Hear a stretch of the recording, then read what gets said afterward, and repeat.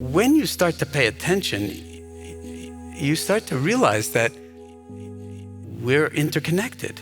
Like when you drop in on yourself, you realize you get in touch with your own humanity, then you realize that, you're no different from anybody else, really. We're all caught up in our stories, and we all have the potential to be liberated from being caught up in our stories.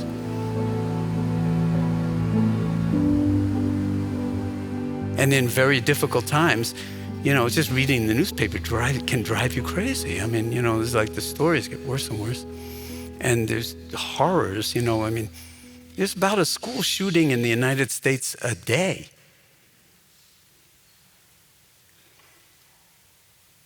There are, all these shootings in synagogues and churches. And people just there's so much anger and there's so much mental illness.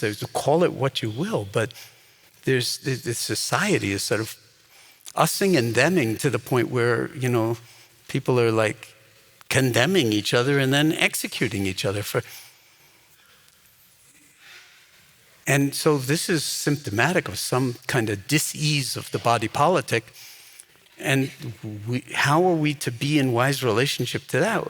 Well, the only way I can see is to be orthogonal, to not be, just contribute to the using and theming, but to find some new way to be in wise relationship with the actuality of things and not fall into so much the dualisms of right and wrong, or us and them, or red and blue, or anything like that. And there's all sorts of cause for optimism, because you're seeing people come out of the woodwork who are just I can't take any more of this. I got to run for office, because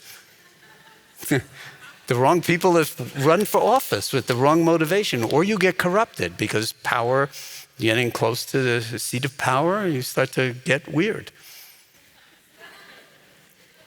But if we all consider ourselves to be cells of the body politic, then we need to take responsibility for that. So again, back to the personal pronouns for a moment. Emily Dickinson. This is one of my favorite poems. Me from myself to banish, had I art. Have you ever had that impulse to just shunt parts of yourself aside? Or other people kind of supported you in, don't be a bad girl, or whatever it is, Don't be this, don't be that. What you feel doesn't matter. Me from myself to banish, had I art, impregnable my fortress unto all heart. But since myself assault me, how have I peace except by subjugating consciousness, going unconscious, going to sleep? And since we're mutual monarch, how this be except by abdication, me of me? Can you feel that? How many of us have abdicated parts of ourselves, cut off parts of ourselves, not nurtured parts of ourselves because they weren't acceptable in some kind of framework or other? And this, drills down to all sorts of, questions of unacknowledged privilege. It's taken me years to realize that I actually lived a very, very privileged life. I always thought it was just me doing my thing in the world, but without realizing how much was given to me just by my skin being white. For instance, how many barriers were not in my way because my skin was white.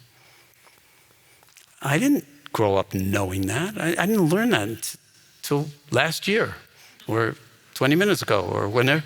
I still haven't learned it, fully. But other people know that, have known that my whole life. So there's no point in being mindful unless we can be mindful of what we know, what we don't know, we don't know. And what we don't know, we need other people to hold up those mirrors for us. We need each other. And we need each other in our diversity of views and feelings and perspectives. And I love that, because that's how a society or a body politic gets healthy. By really being able to connect with others that are different and discover what it's like to, share something, some common humanity that doesn't preference me. So ultimately, it's not like just skin color or gender or anything like that. It's like, hey, we're so self-centered. That's the source of the suffering. That is the source of the suffering. And when we're not so self-centered, or we can be aware of that, then liberation, right here and right now. There's a profound ethical foundation to mindfulness. When you drop in and connect with yourself, and in a group like this, you realize how not separate we are. We're breathing the same air. For that matter, we're exchanging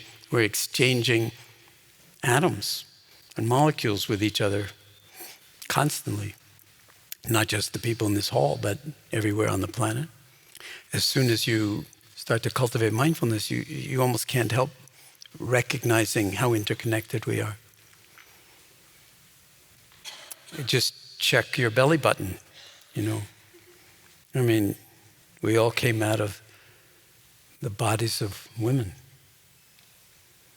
with some exceptions probably, but still for the most part. Totally miraculous. Many of you are mothers, many of you have given birth to other humans. Our lifetime on this planet is very, very brief. But between now and the moment we're going to die, there are still, as I was saying, to a first approximation, an infinite number of moments. Can we actually live our way into them? Not in some kind of grim, striving way, but as a love affair with the actuality of things, when we're not so self-centered that it's all about me and my happiness or my breath or my, family, and we shut down to, what's happening, like, if you were living in Yemen or in so many other places around the world, or in this country, in this city. I was told yesterday that there are 250,000 homeless people in New York City. That's 250,000 people. Notice how easy it is in the mind to dismiss them as a category and not to actually connect with the humanity of it. Why? Fear. Fear. We don't want to be there ourselves. We have so much fear of the other that fear can actually wring our human nature out of us to a certain extent, and we fortify ourselves. And there are all sorts of interesting neurological studies, brain studies of like conservatives versus liberals in terms of like the brain activity and patterns and stuff like that. And a lot of it boils down to how you are in relationship to fear and uncertainty, and to possibility, to something new. And what we, I think, need to do as individuals and as citizens of the planet is to take responsibility for the whole, to realize that there's no boundary to our awareness. That makes you an infinite being in some sense. And just on an atomic level, all of your atoms except for hydrogen, which originated in the Big Bang, came out of exploding supernovae in other parts of the universe. You are, a walking universe. And I don't know how much you've thought recently about just, never mind being a walking universe, but how many cells there are in your body. In your brain, for instance, there are said to be 86 billion neurons. There are also approximately 86 billion glial cells, and no one really knows what they're doing. But 86 billion, taking up a lot of real estate in the brain, they got to be doing something. And out of those 86 billion neurons, it's like hundreds, if not thousands of trillions of connections. So the most complex organization of matter in the known by us universe is sitting right inside, right underneath our little old cranium. So don't tell me that we're not miraculous beings. We're not the only miraculous beings on the planet. We have to honor the other animals and plants and miraculous beings. But there's something about being human that is insanely possible. And I think in the brief time that we're on this planet, and I certainly feel this much more now that I'm a grandfather, that my job is to make sure the planet is habitable and hospitable and growth enhancing, not just for my grandchildren, but for that generation and all the generations to follow. And that doesn't seem too outrageous to me. It seems like a no-brainer. It's like, what are we talking about? Poisoning our environment and giving the planet a fever. If mindfulness can't be aware using scientific instrumentation and, the studies of weather patterns and so forth, what's going on the planet, which planet deniers, of course, say, well, none of that's true, And, but like science,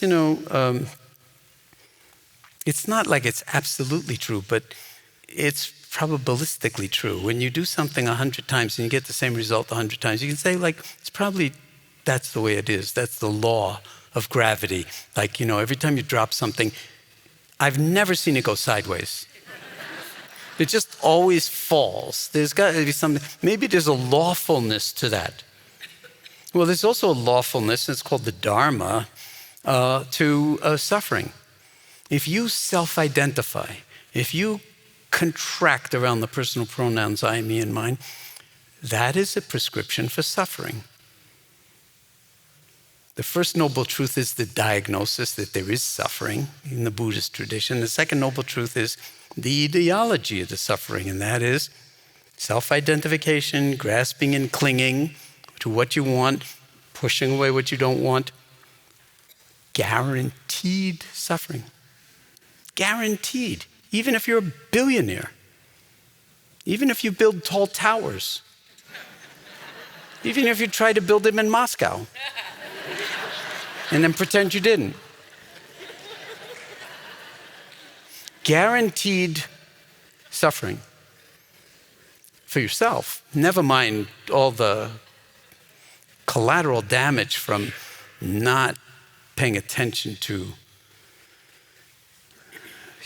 our humanity. So I think the fate of the species actually hangs in the balance. That's one of the reasons that I've come tonight, is that I don't feel like this is like just a luxury. I mean, this is like an absolute necessity for the species, Homo sapiens sapiens, to wake up while we still can. And I'll end with this. I don't know how many of you have read Yuval Harari's books, Homo Sapiens and then Homo Deus. Anybody read those books? And then his latest is called, you raised her hand, 21 Lessons for the 21st Century. Anybody read that one? Okay, you know what the last chapter is about? Mindfulness. After all of that work, what he's saying is that if there's any hope for humanity, it's in mindfulness, for the future of humanity. And what is the biggest obstacle to humanity actually experiencing its own humanity, or us learning how to actually recognize who we already are? What he would say is it's a combination of infotech and biotech. That, how many of you shop on Amazon or spend a lot of time online doing stuff where they know everything about you? Say going to, sort of certain hotel chains, where they just I guess Sheraton, right? They just grab half a billion personal data of all the people who spent times in the hotel.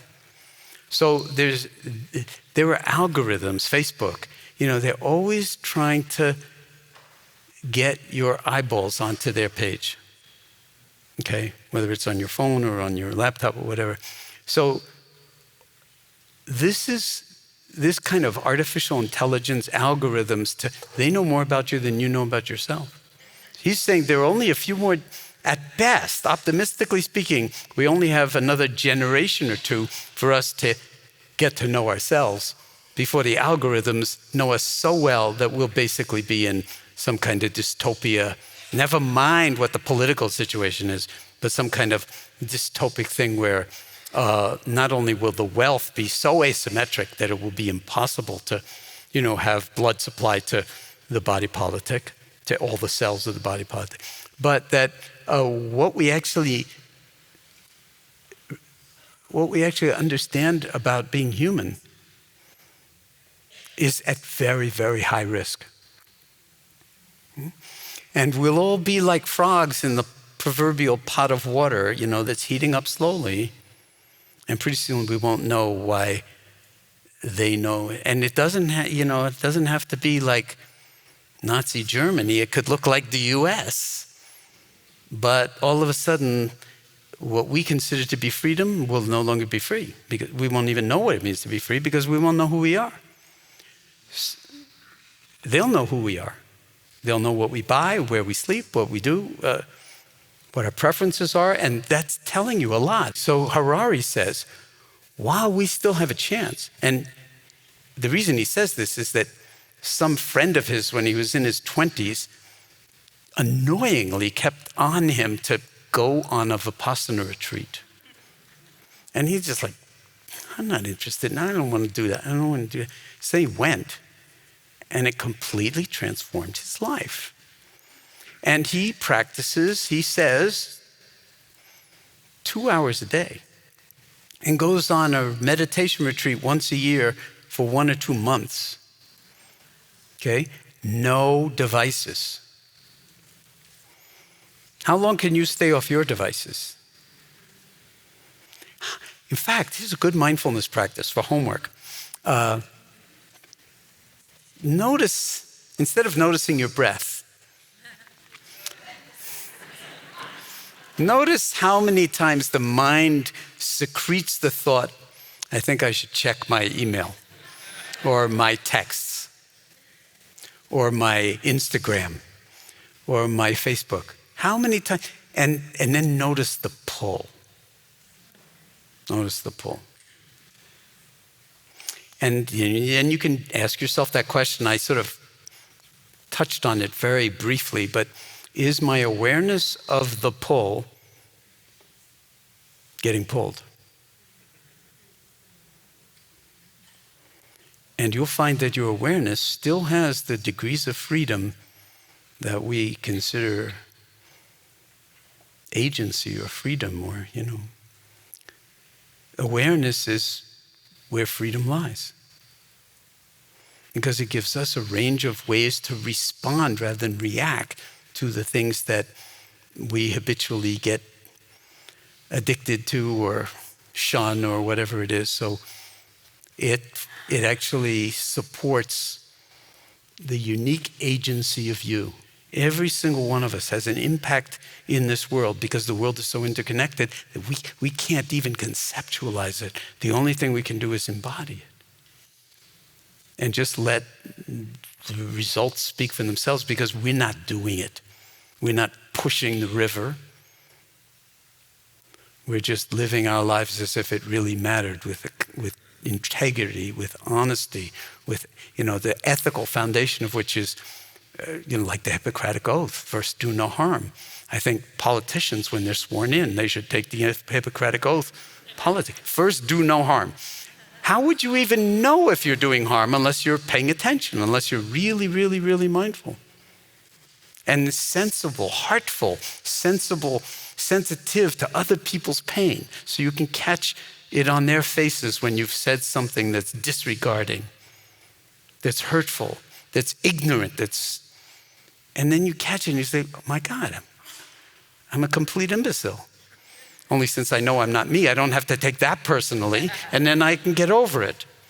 So there's a certain way in which, I guess the bottom line is, if we were to encapsulate all this, the wisdom teachings in one sentence, well, the Buddha said, because he brought that up, he said all of his teachings could be encapsulated in one sentence, and I like to say, on the off chance he wasn't joking, maybe we should memorize that sentence.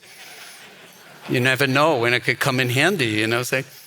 And the sentence is, nothing is to be clung to, the verb to cling, as I, me, or mine. Okay? So you can take that one. Okay? What I would say is, don't take things personally when they're really not personal. Okay? Now, how are you going to know if you're taking things personally? You have to be aware.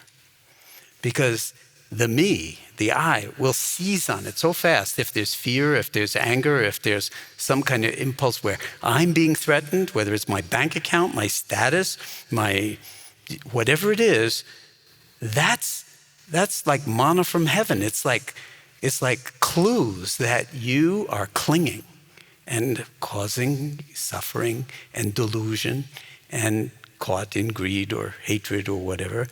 So before we can expect other people to actually be expansive and be more integrative and so forth, why not work on ourselves, not to the exclusion of the world, but in a way that when we transform, the entire world's already different because we're like a crystal lattice structure of the universe.